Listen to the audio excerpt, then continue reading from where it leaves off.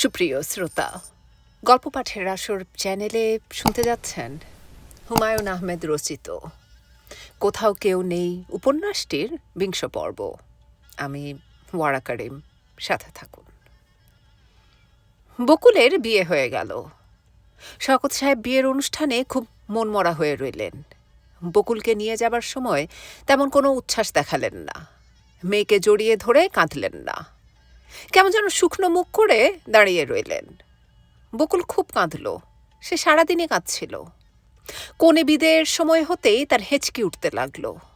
মুনা তাকে একপাশে নিয়ে গিয়ে বলল, এরকম করছিস কেন? মরা কান্না কাঁদছিস, বিশ্রী লাগছে শুনতে, কান্না থামা। বকুল ধরা গলায় বলল, বাবার কি হয়েছে? বাবা এরকম করছে কেন? কিরকম করছে? দেখো না কেমন করে তাকাচ্ছে। কোনো রকম করে তাকাচ্ছে না, মামা ভালোই আছে। তুই কোনো রকম হইচই না করে তোর বরের বাড়ি যা। বকুলের কান্না থামল না।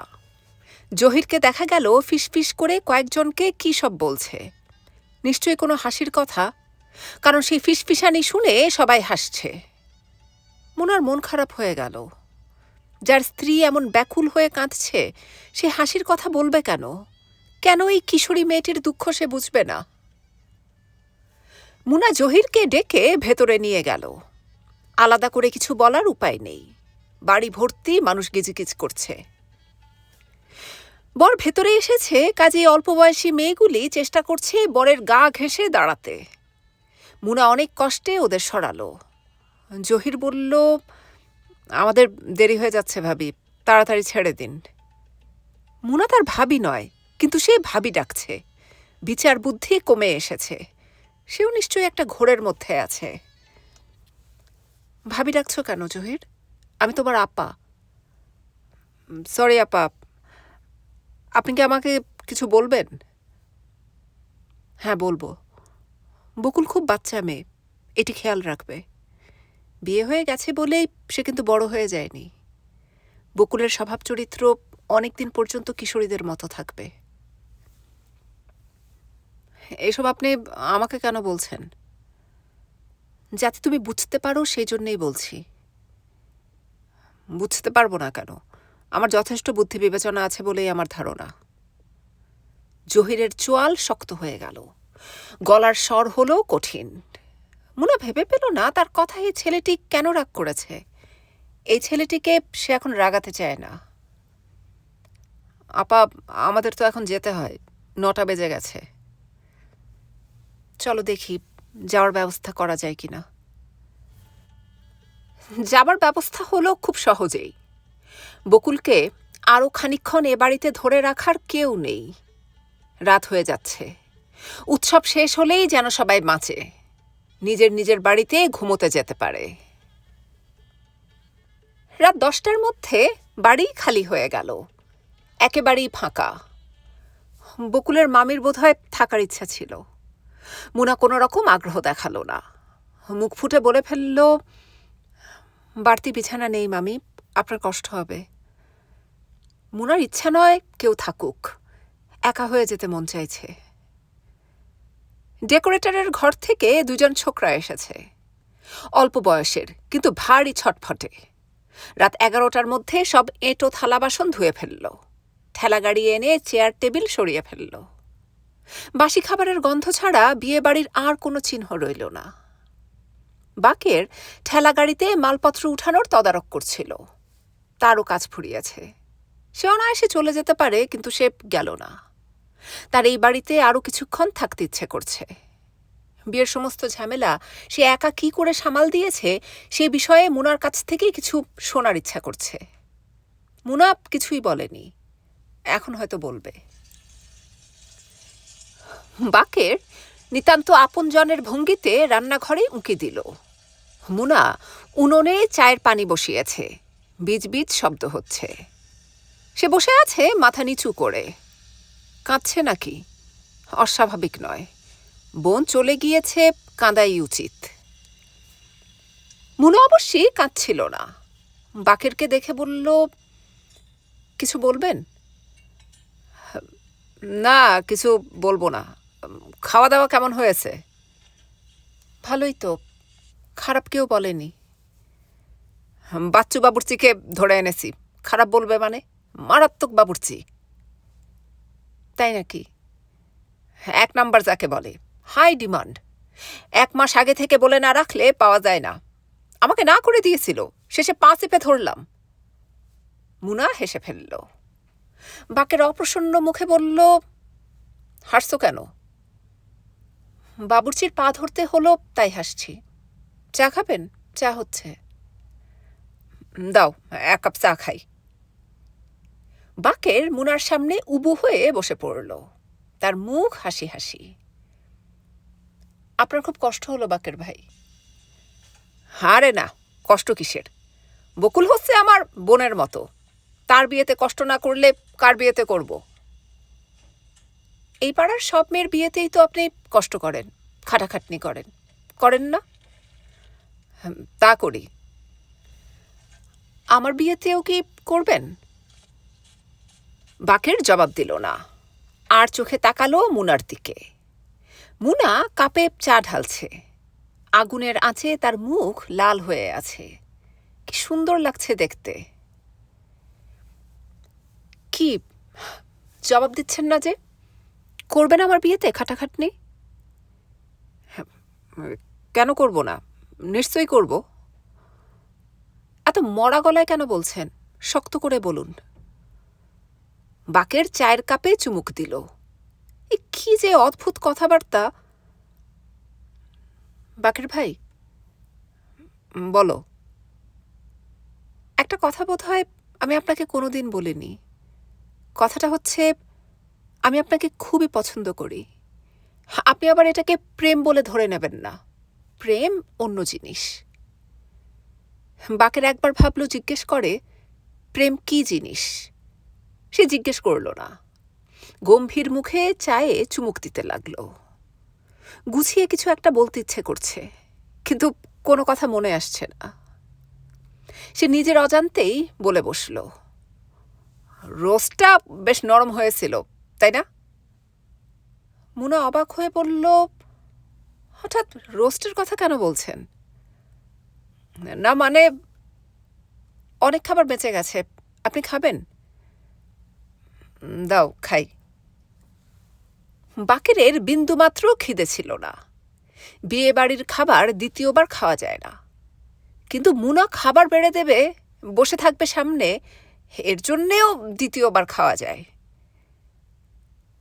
আপনি হাত মুখ ধুয়ে আসুন, আমি খাবার গরম করছি। এখানে বসেই খাবো? না, এখানে কেন, খাবার টেবিলে যান। বাকের উঠে দাঁড়াতে দাঁড়াতে বলল, 11 নাম্বার বাড়িতে ওই মেয়ে 3টি আসলে কি জিনিস জানো? না, জানি না, জানার ইচ্ছাও নেই। ওরা হচ্ছে বাজারের মেয়ে। বাজারের মেয়ে মানে? খারাপ মেয়ে। কী সব আজে বাজে কথা যে আপনি বলেন বাকের ভাই, অসহ্য। যান, হাত মুখ ধুয়ে খেতে বসুন। আপনাকে খাইয়ে আমি শুয়ে থাকবো, প্রচণ্ড মাথা ধরেছে। প্যারাসিটামল খাও। প্যারাসিটামল আমি এখন পাবো কোথায়? এনে দিতেছি, নো প্রবলেম। ময়না মিয়া রাত 1টার আগে দোকান বন্ধ করে না। মুনাকে কিছু বলবার সুযোগ না দিয়েই সে রাস্তায় নেমে পড়ল। আজ সন্ধ্যায় রাতের পাখিরা অভিনীত হবে। বাকের তার কিছুই জানে না, কেউ তাকে বলেনি। এর মানে কি? তাকে কেউ বলবে না কেন? সারা বিকাল ব্যাপারটা নিয়ে সে চিন্তা করল, পরিষ্কার কোনো কারণ সে ভেবে পেল না। একটা হতে পারে তাকে খবর দেওয়ার কথা মনে নেই। থিয়েটার মানেই অসম্ভব ঝামেলা, ঝামেলাতে মাথা এলোমেলো হয়ে থাকে, সব কিছু মনে পড়ে না। কিন্তু এই সহজ যুক্তিটি বাকেরের মনে ধরছে না, কারণ জসিমের সঙ্গে তার কয়েকবার দেখা হয়েছে। জসিম তাকে এড়িয়ে গেছে। স্পষ্ট মনে আছে একবার সে জিজ্ঞেস করল, বই কবে নামাচ্ছ? জসিম তার উত্তর দেয়নি, ফ্যাকাশে ভঙ্গিতে হেসেছে। ফট করে তো আর ঠিক করা হয়নি যে আজ সন্ধ্যাতেই অভিনীত হবে, নিশ্চয়ই আগে থেকেই ঠিকঠাক করা। জলিল মিয়ার চায়ের স্টলে সে উপস্থিত হলো সন্ধ্যার আগে। তোলা উনুনে পেঁয়াজু ভাজা হচ্ছে। জলিল মিয়া এই ব্যাপারটি নতুন শুরু করেছে। সন্ধ্যা হতেই পেঁয়াজু ডালপুরি ভাজা ভালো বিক্রি হচ্ছে। ভাজাভুজির জন্যে নতুন লোক রাখা হয়েছে। জলিল মিয়া ভালোই দেখাচ্ছে। বাকের বারান্দায় চেয়ার টেনে বসল। জলিল মিয়া উঁচু গলায় বলল, বাকের ভাইরে পেঁয়াজু দে, চা দে। বাকের ইশারায় নিষেধ করল। জলিল মিয়া বলল, বই শুরু হইতে দেরি আছে বাকের ভাই, 8টা বাজব, মিনিস্টার আসতেছে। কে আসতেছে? মিনিস্টার। মিনিস্টার মানে কি মিনিস্টার? মিনিস্টারের কি আর দেশে অভাব আছে ভাইজান? কথা খুবই ঠিক, দেশে প্রচুর মিনিস্টার আছে, কিন্তু এরা নিশ্চয়ই পাড়ার নাটকে উপস্থিত হয় না, এদের অন্য কাজ আছে। মিনিস্টারের কথা আপনি কিছু জানেন না বাকের ভাই? না। হুলস্থুল হয়ে যাইতেছে। সিদ্দিক সাহেব ব্যবস্থা করলেন, কার্ড ছাপাইছে। তাই নাকি? আপনি কিছুই জানেন না? বাকের গম্ভীর মুখে বসে রইল। তাকে কিছু না বলার রহস্যটা বোঝা যাচ্ছে। সিদ্দিক সাহেবের চাল, মিনিস্টার ফিনিস্টার আনছেন, ভবিষ্যৎ কোনো পরিকল্পনা নিশ্চয়ই আছে। বাকের ভাই বলো। চা খান এক কাপ, স্পেশাল পাত্তি আছে, কাস্টমারদের দেই না, দিতে বলি। বলো। জলিল চায়ের কথা বলল। তার বেশ মজা লাগছে। সে বুঝতে পারছে সিদ্দিক সাহেবের সঙ্গে বাকেরের একটা ঝামেলা শুরু হয়েছে। বাকের একা পড়ে গেছে। এ সময় একা থাকা মানেই ডুবে যাওয়া। সামনের দিনগুলিতে বাকেরকে আর ডেকে ডেকে চা পেঁয়াজু খাওয়াতে হবে না, স্পেশাল পাত্তির চা বানাতে হবে না।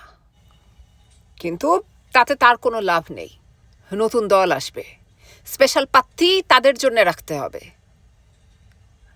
বাকের ভাই, মিনিস্টার সাহেব নাকি যুব সমিতিকে অনেক টাকা পয়সা দিতেছেন, ঘর দিতেছেন। ভালোই তো। যুব সমিতির পাঠাগার হইব, 20 ইঞ্চি টিভি দিব পাঠাগারে। ভালো। এরশাদ সাহেবের দলটা খারাপ না, কি বলেন? খরচপাতি করতেছে।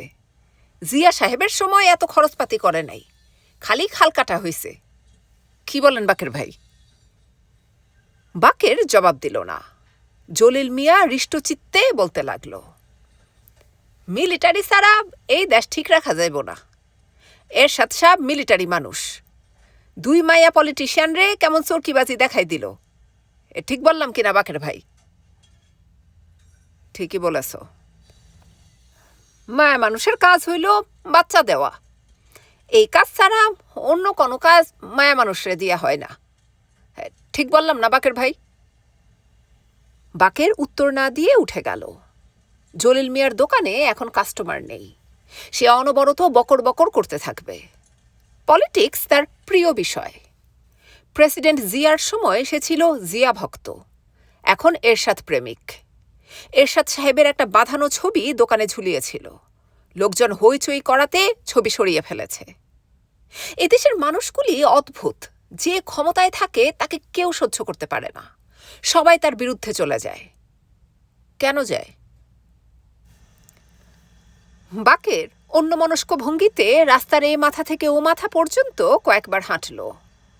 রাস্তার মোড়ে টর্চ হাতে 2জন ট্রাফিক পুলিশ। এরকম জায়গায় ট্রাফিক পুলিশ কেন? নির্ঘাত মিনিস্টার সাহেব আসছেন সেই উপলক্ষে। একবার গিয়ে দেখে আসবে নাকি কেমন জমেছে সব কিছু? বাকের মনস্থির করতে পারল না। মুনাদের বাসায় গেলে কেমন হয়? না, তাদেরও পাওয়া যাবে না। সেজে গুজে দল বেঁধে হয়তো গিয়েছে থিয়েটার দেখতে। বাকের রওনা হলো কম্পাউন্ডওয়ালা বাড়িটির দিকে। এই বাড়ির কেউ থিয়েটারে যাবে না, এরা ঘরেই থাকবে। সে যদি গিয়ে বলে, চলুন থিয়েটার দেখে আসি, তাহলে কেমন হয়? চশমা পরা বুড়ি তার উত্তরে কি বলবে? মেয়ে 3টি বা কি করবে? এদের সঙ্গে এখনো কথা হয়নি, নাম পর্যন্ত জানা নেই। এদের নিশ্চয়ই খুব বাহারি নাম, ফুলেশ্বরী, রত্নেশ্বরী, এরকম কিছু। এরা নিশ্চয়ই কণা, বিনু এরকম নাম রাখবে না। রাখলেও বদলে ফেলবে। গেট তালাবন্ধ। গেটের ভেতরে একটি কালো রঙের গাড়ি। জোবেদ আলীকে দেখা গেল গাড়ির ড্রাইভারের সঙ্গে হেসে হেসে কি বলছে। জোবেদ আলীর হাতে সিগারেট, অথচ কয়দিন আগেই সে বলেছে সে সিগারেট খায় না। বাকের গেটের পাশে দাঁড়িয়ে উঁচু গলায় ডাকল, এই যে জোবেদ আলী সাহেব, একটু শুনে যান। জোবেদ আলী গম্ভীর মুখে এগিয়ে এলো। কেমন আছেন ভাই? ভালো। কি চান? কিছু চাই না, গল্প গুজব করতে আসলাম। জোবেদ আলী তীক্ষ্ণ চোখে তাকিয়ে রইল। বাকের হাসি মুখে বলল, থিয়েটারে যান নাই? রাতের পাখিরা হইতেছে। জি না, থিয়েটার দেখি না। মেয়েরাও যায় নাই? না। যায় নাই কেন? কাস্টমার এসেছে নাকি? কি বললেন? বললাম কাস্টমার এসেছে নাকি। মেয়ে তিনটা তো ব্যবসা করে, তাই না? জোবেদ আলী চোখ বড় বড় করে তাকিয়ে রইল। বাকের গম্ভীর গলায় বলল, ভদ্রপাড়ায় বেশ্যাবাড়ি খুলে ফেললেন? জোবেদ আলী থমথমে গলায় বলল, পাগলের মতো কি বলছেন? বাকের ঠান্ডা গলায় বলল, ঠিকই বলতেছি, একটা কথাও ভুল বলি নাই। গেট খুলেন, বুড়ির সঙ্গে কথা বলবো। আপনি সকালবেলায় আসেন, যা বলার সকালে বলবেন। বাকের সিগারেট ধরিয়ে উদাস স্বরে বলল, বেশ্যার দালালি কতদিন ধরে করতেছেন? আমাকে বলছেন? হ্যাঁ, আপনাকেই। আপনি ছাড়া আর কে আছে? হ্যাঁ, নেন, সিগারেট নেন। আমি সিগারেট খাই না। একটু আগেই তো দেখলাম সিগারেট টানতেছেন। জোবেদ আলী নিচু গলায় বলল, বাকের ভাই, আপনি সকালে আসেন, এখন হইচই করবেন না। হইচই? হইচই কোথায় করলাম? ভাই, আপনি এখন যান। সাদা শাড়ি পরা ফর্সা মহিলা বারান্দায় এসে দাঁড়িয়েছে। সে রিনরিনে গলায় বলল, কে কথা বলে রে? জোবেদ আলী বলল, কেউ না আম্মা। জোবেদ আলী মহিলাটিকে আম্মা ডাকে নাকি, এটা জানা ছিল না। বাকের সিগারেট টানতে টানতে রাস্তার দিকে রওনা হলো। এখন তার বেশ একটা ফুর্তির ভাব হচ্ছে। কালো গাড়িতে করে যে ভদ্রলোক তিন কন্যার কাছে এসেছেন, তার শার্টের কলার চেপে ধরলে কেমন হয়? বাকের নিজের মনে খানিকক্ষণ হাসল। দলবল জুটিয়ে বাড়ি ঘেরাও করলে হয়, কিন্তু সবাই গেছে রাতের পাখিরা দেখতে। সেখান থেকে হাতি দিয়ে টেনেও কাউকে আনা যাবে না। বাকের মুনাদের ঘরের দিকে রওনা হলো। কাউকে ঘটনাটা বলতে না পারলে রাতে ঘুম হবে না। অনেকক্ষণ কড়া নাড়ার পর দরজা খুলল। বাকের হাসি মুখে বলল, খবর কি মুনা? মুনা বিরস মুখে বলল, কোনো কাজে এসেছেন? হ্যাঁ, না, কোনো কাজ নেই, যাচ্ছিলাম এদিক দিয়ে, ভাবলাম। আমার শরীরটা ভালো না, এখন চলে যান। বাসায় কেউ নাই? না, মামা কোথায় যেন গেছেন, বাবু কাছে বকুলের শ্বশুর বাড়ি। ও আচ্ছা, একা একা ভয় লাগতেছে না? আমার এত ভয়টয় নেই। একটা মজার খবর আছে মুনা, রহস্যভেদ হয়েছে। ভূতের কাছে মামদোবাজি, ফটাস করে হাড়ি ভেঙে ফেলেছি। ওপেন মার্কেটে পট ব্রেকিং হয়ে গেছে। কি বকবক করছেন? শুনলে লাফ দিয়ে উঠবে। লাফ দিয়ে ওঠার কোনো ইচ্ছা নেই আমার, এখন জানতো। বেশিক্ষণ না, 1 মিনিট বসবো। বাকের ঘরে ঢুকে পড়ল। সহজ গলায় বলল, চা করো 1 কাপ। চা খেয়ে জুত হয়ে গল্পটা করি। আপনি বড্ড বিরক্ত করেন বাকের ভাই। বিরক্ত করব না, 1 মিনিটের মামলা। তুমি নাটক দেখতে যাওনি? না, যায়নি। সে তো দেখতেই পাচ্ছেন। শুধু শুধু কথা বলা আপনার একটা বদ অভ্যাস। তা ঠিক। নাটকে মিনিস্টার সাহেব আসছেন, জানো নাকি? না, জানি না। আসুক যার ইচ্ছা।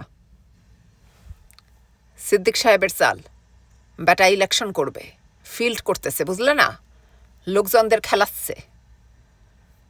খেলাক, আপনি চুপ করে বসুন। চা এনে দিচ্ছি, খেয়ে বিদায় হন। নাটক যদি দেখতে চাও নিয়ে যেতে পারি, ঘরে তালা দিয়ে চলে যাব, নো প্রবলেম। কিচ্ছু দেখতে চাই না। মুনা ভেতরে চলে গেল। বাকের সিগারেট বের করল। পকেটে দেয়াশলাই আছে, তবু সে রান্নাঘরেই উকি দিল। ম্যাচ আছে, সিগারেট ধরাতে পারতেছি না। মুনা নির্বিকার ভঙ্গিতে দেয়াশলাই এগিয়ে দিল। কাজের একটা মেয়ে ছিল না, সেও নেই? না, দেশের বাড়িতে গেছে। আপনি এখানে বসছেন কেন? বসার ঘরে গিয়ে বসুন। তুমি একা একা আসো। বাকের ভাই, বসার ঘরে গিয়ে বসুন তো। বাকের উঠে গেল। মিনিস্টার সাহেব চলে এসেছেন। অনেক মাইক টাইক লাগানো হয়েছে, এখান থেকেও পরিষ্কার শোনা যাচ্ছে। সব মিনিস্টাররা এক ধরনের ভাষায় বক্তৃতা দেন, গলা উঠানামা করে এক ভঙ্গিতে। এক এক সরকারের মন্ত্রীদের এক এক ধরনের বক্তৃতা। শেখ মুজিবের মন্ত্রীরা আঙুল দেখিয়ে বক্তৃতা করতেন, রেসকোর্স ময়দানে মুজিবের ভাষণের নকল করতেন। এরশাদ সাহেবের মন্ত্রীরা সবাই খুব আল্লাহ ভক্ত, সবাই কোরআন শরীফ থেকে উদ্ধৃতি দেন। তাদের বক্তৃতায় ইহকালের চেয়ে পরকালের কথা বেশি থাকে। বক্তৃতা শুনলে মনে হয় ওয়াজ করছেন। বাকের শুনল মিনিস্টার সাহেব বলছেন, যুবকদের সমাজের প্রতি দায়িত্ব আছে। যুবকদের অনুসরণ করতে হবে রসুলাল্লাহর নির্দেশিত পথ, কারণ সেই পথেই ইহকাল ও পরকালের জন্যে মঙ্গল নিহিত। মুনা চা এনে সামনে রেখে ক্লান্ত গলায় বলল, বাকের ভাই, আমার শরীরটা ভালো না, চা খেয়ে আপনি চলে যান। হয়েছে কি? কি জানি কি, বমি বমি লাগছে। নো প্রবলেম, 2টা অ্যাভোমিন ট্যাবলেট নিয়ে আসতেছি। আপনাকে কিছু আনতে হবে না, প্লিজ। বাকের চায়ে চুমুক দিল। মুনা তার সামনেই বসে আছে, চোখ ঈষৎ রক্তাভ। সন্ধ্যাবেলাতেই ঘন ঘন হাই তুলছে। কেমন কঠিন একটা ভঙ্গি তার চারদিকে। মেয়েরা এমন কঠিন হলে ভালো লাগে না। রাত 11:30টার দিকে শেষবারের মতো চা খাবার জন্যে বাকের বের হলো। ভাইয়ের বাসায় থাকার সময় তাকে এই কষ্টটা করতে হতো না। শোবার আগে 1 কাপ চা পাওয়া যেত, এখন বাইরে থেকে খেয়ে আসতে হয়। অস্বস্তিকর ব্যাপার। বিছানায় বসে চা খাওয়া আর দোকানের চেয়ারে বসে চা খাওয়ায় একটা বড় রকমের পার্থক্য আছে। জলিল মিয়া তার স্টল বন্ধ করে দিয়েছে। সাধারণত 12টার দিকে বন্ধ হয়, আজ সকাল সকাল বন্ধ হলো। বাকের এগিয়ে গেল মেইন রোডের দিকে। সেখানে হোটেল আকবরিয়া সারা রাত খোলা থাকে। বাকের ভাই, বাকের ভাই। বাকের থমকে দাঁড়ালো। জসিম লম্বা পা ফেলে এদিকে এগিয়ে আসছে। তার মধ্যে ব্যস্ত একটা ভঙ্গি, মনে হচ্ছে বেশ ফুর্তিতে আছে। কি খবর জসিম? জি, খবর ভালো। তোমাদের নাটক হলো কেমন? জসিম খানিকটা চুপসে গেল, নিচু গলায় বলল, ভালো হয়েছে। ভালো হলেই ভালো। মিনিস্টার এসেছিল নাকি? জি। Good, very good. আমি আপনাকে খুঁজছিলাম বাকের ভাই, 2বার আপনার ঘরে গিয়ে খুঁজে এসেছি। কি জন্যে?